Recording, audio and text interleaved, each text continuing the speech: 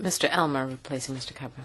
Madam Chairman, thank you very much indeed. And our coordinator, Mr. Sabranok, is unable to be with us today, so I will speak instead. Can I thank Mrs. Fedak for her presentation?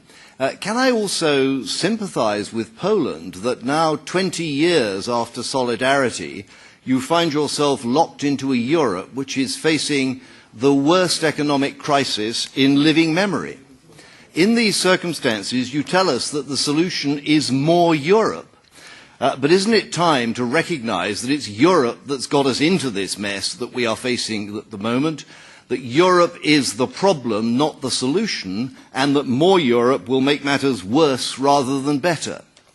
You call for intergenerational solidarity, but I think what you mean is more redistributive taxes.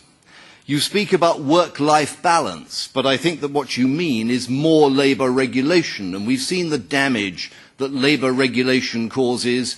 It reduces competitiveness, it increases unemployment, it discriminates in favour of those in work but against those seeking work. That is why I call this committee the Unemployment Committee.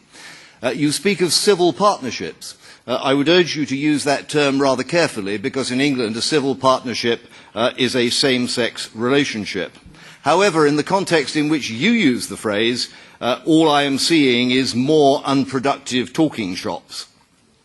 There was an American political commentator who once said, "We don't need to teach the grass to grow, we just have to get the rocks off the lawn."